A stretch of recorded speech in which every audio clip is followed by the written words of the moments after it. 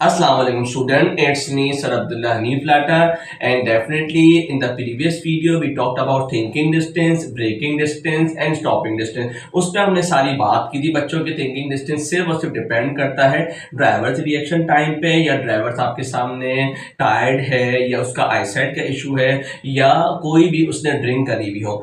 और आपको पता है कि उसमें स्पीड हमेशा रिमेन्स कांस्टेंट रहेगी, जो हमने ग्राफ से भी देख लिया था, जो एग्जाम का सवाल था। फिर सेकंड में हमने बात की थी बच्चों ब्रेकिंग डिस्टेंस डिपेंड करता है कंडीशन ऑफ कार और कंडीशन ऑफ रोड पे, हमने डिटेल में बात की थी और एक सवाल भी हमने कर था। अब बच्चों अगला टॉपिक है, देखो 1.5 में इतने ज्यादा टॉपिक आपके पास आ रहे, क्यों? फर्दर डिवाइड है। टर्निंग अफेक्ट ऑफ फोर्स बच्चों इस नाम से भी आता है पेपर में, मोमेंट ऑफ अ फोर्स के नाम से भी आता है बच्चों, और थर्ड नाम टॉर्क के नाम से भी आता है। तो पहले बच्चों स्टार्ट करते हैं कि सर ये होता क्या है और हम कहां इस्तेमाल करते हैं। ओके, ये रियल लाइफ एग्जांपल, हर चीज फिजिक्स से तो रियल लाइफ एग्जांपल होगी बच्चों।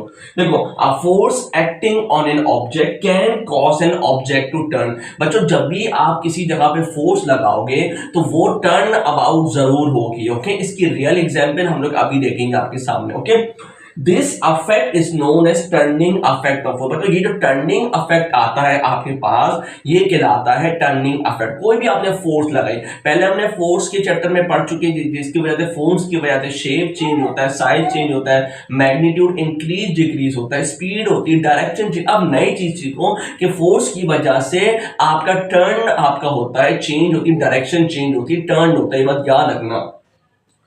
The turning effect is measured by a physical quantity known as moment of force। बच्चों ये याद रखो, the turning effect है ना, ये एक फिजिकल क्वांटिटी जो हम मेजर करते हैं मोमेंट ऑफ अ फोर्स से, याद रखना हमेशा। In figure 4.7 we observe that objects turn। Okay, अब मैं थोड़ा सा आगे बताऊं, turn about a fixed location called the pivot।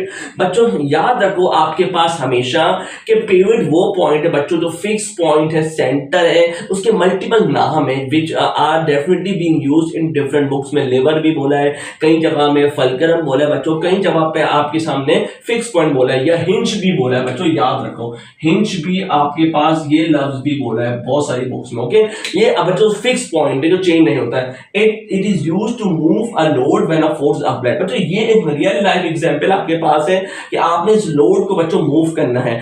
ये बच्चों ये पॉइंट कहलाता है फिक्स पॉइंट, सेंटर पॉइंट कहलाता है बच्चों, और यहां से मैं फोर्स लगा रहा हूं। तो सर मुझे ये फोर्स लगाने की जरूरत क्यों है? Why would I need to apply this amount of force? मैं डायरेक्ट ही इसको फोर्स लगा दूं। ओके, ये सब रियल क्वेश्चंस आ रहे हैं जो आपके इस वीडियो में I am going to answer it. Okay, to produce a turning effect the force applied must be at a distance from the pivot। Class ये पॉइंट बहुत याद रखना कि you are going to measure the distance from the pivot। बच्चों अभी हम past paper के सवाल में करेंगे, पिवट से डिस्टेंस लेंगे, हमेशा याद रखो। ओके, इसकी बच्चों डेली लाइफ एग्जांपल से आप बोलो सर कहां इस्तेमाल होता है। सबसे पहली एग्जांपल है बच्चों टर्निंग अ स्टीयरिंग व्हील। आप लोग कार चलाते हो तो टर्न करते हो बच्चों, ये याद रखो, टर्न आपने क्लॉकवाइज करा, एंटी क्लॉकवाइज करा, ये टर्निंग जो आता है बच्चों ये मोमेंट की वजह से आता है। दूसरा, ओपनिंग अ बोतल कैप, आपके सामने कोई भी बोतल का आप कैप खोलते हो बच्चों, तो आप देखते हो, अभी रियल एग्जांपल देखोगे कि आप while opening from your hand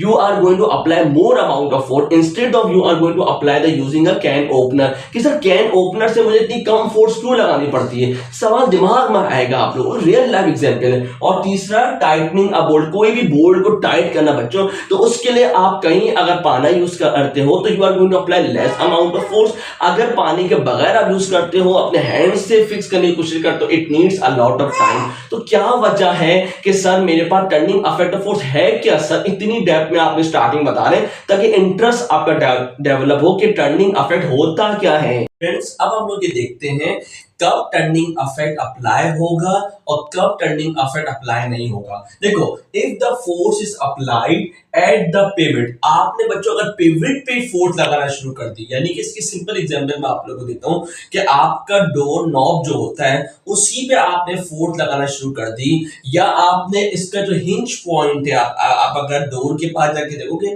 आपको हिंज पॉइंट, अगर हिंज पॉइंट पे फोर्स लगाना शुरू करी बच्चों, तो डोर कभी भी ओपन नहीं होगा, there is no turning effect. Okay, this would be like trying to open a door by pushing at the hinge, the door would not open. तो रियल लाइफ एग्जांपल देखो कि सर मुझे force लगानी का hinge पे लगानी है, तो हिंज पे फोर्स लगेगी, क्या टर्निंग इफेक्ट होगा भी या नहीं होगा मेरे पास। ओके, तो दरवाजे के पास आप डोर नॉब पे जाके अगर फोर्स लगाओगे तो डोर विल इजीली ओपन होगा, लेकिन आप वो दरवाजे के हिंज के पास जाओगे तो हिंज पे क्लिक करोगे या हिंज को टच करोगे तो वहां से कभी भी आपका डोर ओपन नहीं होगा। पहली चीज बच्चों, ये डेफिनेशन जरूर लिखना पेपर में ताकि आपको नंबर मिले। पेपर में सवाल आता है define and then explain, the examiner ask you क्या लिखा है, the moment of a force M or torque about a pivot is the product of the force F and the perpendicular distance D from the pivot to the line of action of force। यानी बच्चों याद रखो आपके पास ये product है,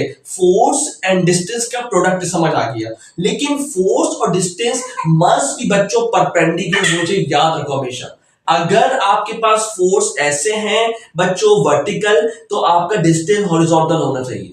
अगर horizontal force है तो वर्टिकल डिस्टेंस आना चाहिए। Always remember, then the torque will be good. Bye बच्चों ये वर्क का टॉपिक नहीं है कि फोर्स और distance must be in the same direction में होगा तब वर्क होगा, वो हम डिटेल में आके 1.7 वाले टॉपिक में एक्सप्लेन करूंगा। ये आपका टॉर्क है, torque will always be produce when you have a force and distance both are perpendicular to each other. ये बात याद रखना, तभी मैक्सिमम टॉर्क प्रोड्यूस होगा हमेशा।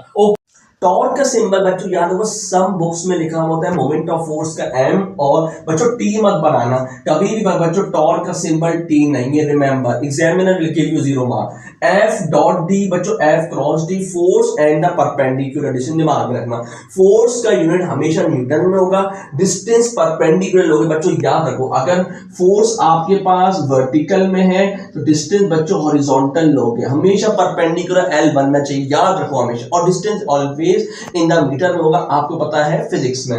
नाउ बच्चों एसआई यूनिट इसका न्यूटन मीटर है, याद करने की जरूरत नहीं बच्चों, जस्ट फोर्स का बोलो न्यूटन और डिस्टेंस का बोलोगे मीटर। समझ आ रहा है शाबाश। और ये बच्चों एसआई यूनिट वेक्टर क्वांटिटी बच्चों याद हो, it is a vector quantity, और a moment of a force has a direction. बच्चों याद रखो, clockwise rotation about a point और about a pivot is called clockwise moment, और anti clockwise rotation about a pivot is called anti clockwise moment. बच्चों ये example है, देखो ये बच्चों हिंज है, पिवट है, ये बच्चों आपके पास फोर्स इस तरीके से अप्लाई हो रही है, और ये perpendicular line of action of force. बच्चों ये देखो हमेशा याद रखो 12 1 2 3 बच्चों ये क्लॉकवाइज रोटेशन होगा हमेशा।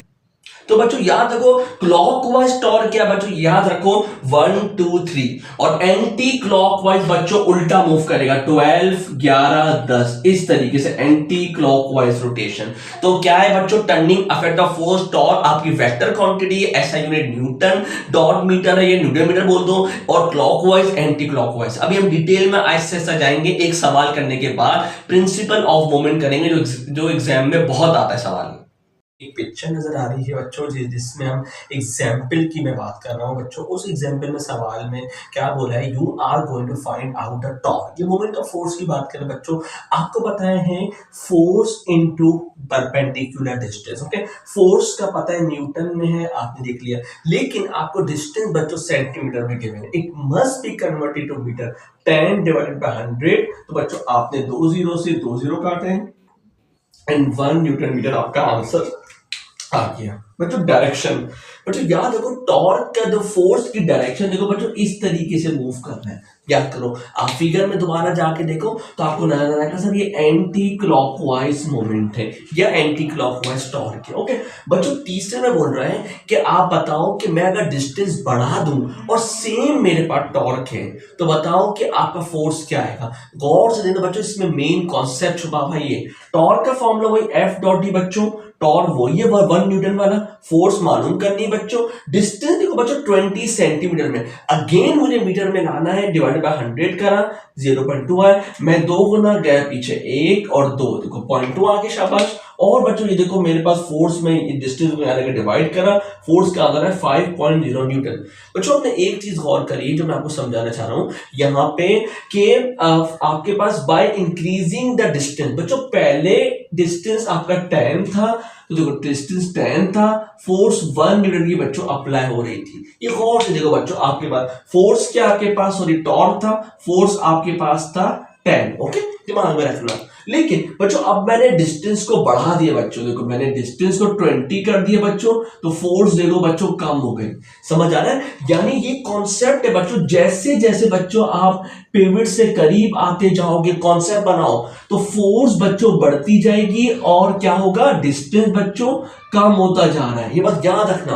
और जैसे जैसे as you are moving away from the pivot से आप दूर जा रहे हो बच्चों, तो फोर्स बच्चों क्या होगी, कम हो जाएगी और डिस्टेंस क्या होगा बच्चों, बढ़ जाएगा। ये रियल एग्जांपल है बच्चों कैन ओपनर की है। आप अगर कैन ओपनर के विदाउट कैन ओपनर से आप बोतल को खोलोगे बाय यूजिंग योर थंब या hand finger, you are going to feel some amount of force. क्यों आप ज्यादा फोर्स लगा रहे हो बच्चों, दिमाग में रखना, क्यों आप पिवट के करीब हो बच्चों, तो फोर्स ज्यादा लगेगी। जैसे आपने कैन ओपनर यूज करा तो क्या करा बच्चों, डिस्टेंस आपने बढ़ा दिया। जब कैन ओपनर का डिस्टेंस बढ़ा दिया, अब आप लेस अमाउंट में फोर्स अप्लाई करोगे। समझ आ रहा है? रियल लाइफ एग्जाम आपके पास एग्जांपल आ रही है कि किस तरह पिवट से करीब हो तो आपने ज्यादा फोर्स लगेगी और डिस्टेंस कम हो जाएगा। जैसे आप पिवट से दूर जाओगे बच्चों, फोर्स बच्चों याद रखो, ये आपके 5 एमसीक्यू सॉल्व हो जाएंगे, इससे मैं बता रहा हूं। जैसे जैसे पिवट से दूर जाते जाओगे वैसे वैसे आपकी फोर्स कम होती जाएगी।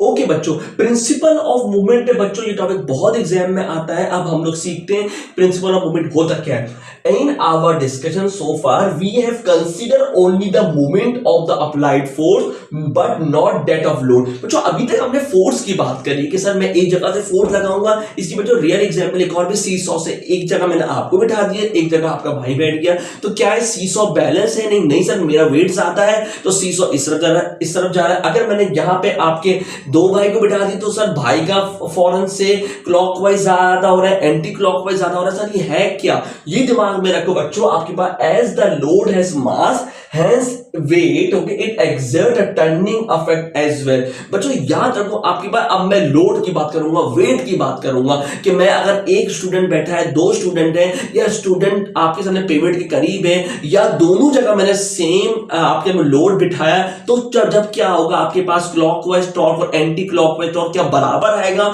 या अलग आएगा? सर मेरा तो इसकी रियल एग्जांपल आपके पास के बच्चों स्टीयरिंग व्हील है, मैंने पूरा ही घुमा दिया या आधा घुमाया, तो क्या एग्जांपल है बच्चों?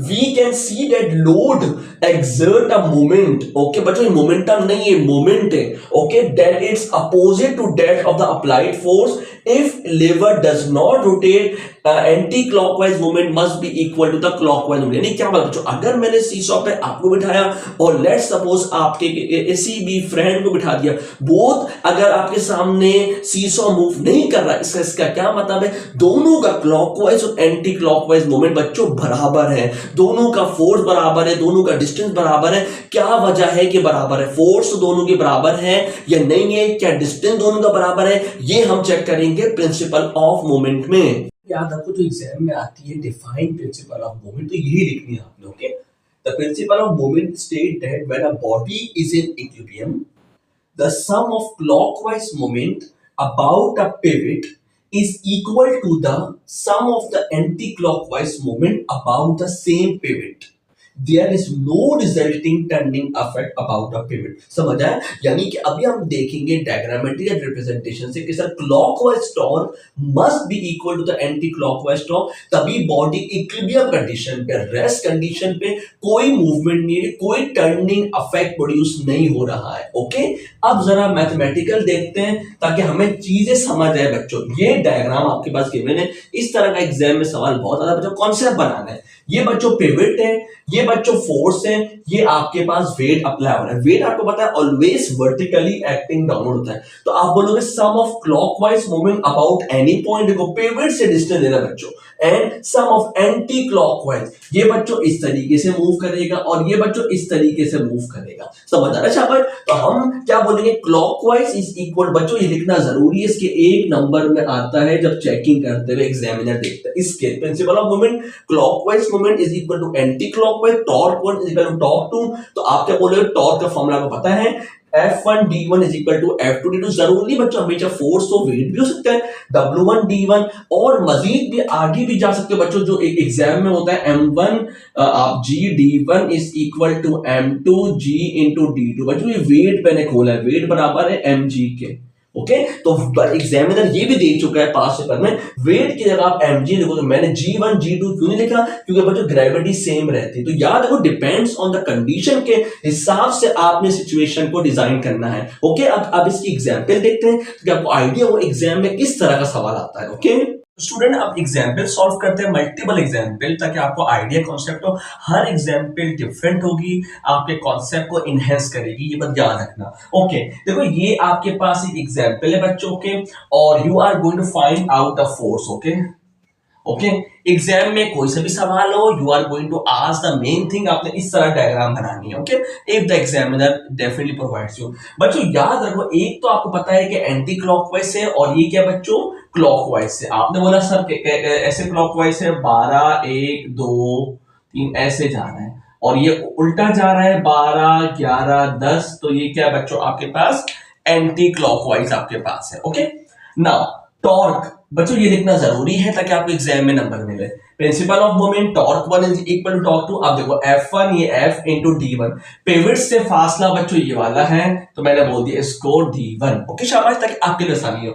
ये बच्चों मैंने बोला पिवट से लेंगे डिस्टेंस, ये सर D2 है, पिवट से फासला है, और सर ने बोला परपेंडिकुलर डिस्टेंस, ये देखो आपके पास फोर्स ये रही, डिस्टेंस आपके पास ये रहा, ये देखो perpendicular distance. Okay do remember आपके पास, तो ये F2 हो गया और ये 0.9। बच्चों मैंने अगर definitely if the examiner ask you in P2 और P1 पेपर में तो कैलकुलेटर अलाउ नहीं होता। I am talking about IGCSE और O लेवल, तो वहां पे अलाउ नहीं होता P1 P2 में। तो 30 मैंने खोला, 10 को मल्टीप्लाई करा, पॉइंट एक आगे शिफ्ट हुआ, डिवाइड करा बच्चों, अगेन पॉइंट के बाद एक डेसिमल है, मल्टीप्लाई 10 करा, वही काम ऊपर भी करा है, मेरे पास 90 आ गया। बच्चों कॉन्सेप्ट वाली बात जो मैंने आपको बोल दी, जैसे जैसे बच्चों पिवट का डिस्टेंस करीब है, देखो जब आपका पिवट से करीब होगा बच्चों तो फोर्स बढ़ेगी, डिस्टेंस देखो कम होगा। ये देख लो प्रूव हो गया बच्चों आपके पास, जो पढ़ोगे प्रूव होगा, ये फिजिक्स से बच्चों। डिस्टेंस आपका फोर्स ज्यादा है और देखो डिस्टेंस कम है।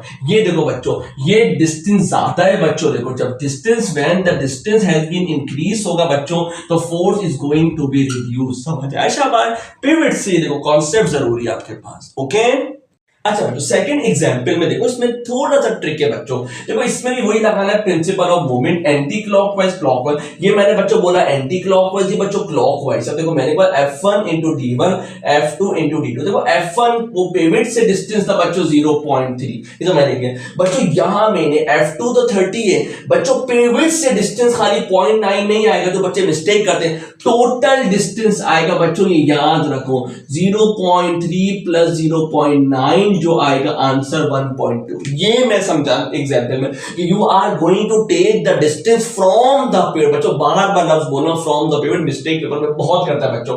You are not going to take only the 0.9, नहीं ये नहीं ना बच्चों, पिवट तक का फासला क्या बच्चों, तभी मैंने यहां लिखा हुआ है पिवट तक का फासला 0.9 प्लस 0.3 1.2 बच्चों। फिर आप इस तरीके से सॉल्व करोगे properly, you will get the answer 120। Again बच्चों पिवट से करीब था बच्चों तो फोर्स देखो ज्यादा आ रही है, पिवट से दूर था बच्चों तो देखो आपके पास फोर्स कम आ रही है। मेन चीज बच्चों ये सिखाना था आपके पास के distance must be taking from the pivot. पहले वाले सवाल में ऑल द डिस्टेंस मेंशन थे, एक से ज्यादा फोर्सेस, अब मल्टीपल फोर्सेस भी आएंगी, खाली दो फोर्सेस नहीं बच्चों 10-15 फोर्सेस भी हो सकती है। लेकिन आपने देखना है किस जगह क्लॉकवाइज में सारी फोर्सेस आ रही और किस जगह एंटी क्लॉक में सारी फोर्सेस, उन सबको प्लस करके और माइनस करके आंसर आएगा। वन मोर एग्जाम्पल बच्चों, हमारे पास बहुत सारे एग्जाम्पल है वो सब कर रहे हैं। एक और एग्जाम्पल क्या बच्चों, इस तरह की आपके पास डायग्राम है, लेकिन ये आपने डायग्राम बच्चों खुद बनानी होगी। एग्जाम में एक सवाल है जो मैं आपको एग्जाम्पल, आपको पिक्चर नजर आ रही होगी, ये सवाल था। अब देखो सवाल में इस तरीके से बच्चों आपने खुद से डायग्राम बनानी कि फोर्स इस तरह लग रही है, डिस्टेंस ऐसा है, यहाँ लोड है और पिवट ये रहा बच्चों 0.1 का डिस्टेंस है। खुद से बनानी है डायग्राम बच्चों, पेपर में नहीं बनी हुई होगी।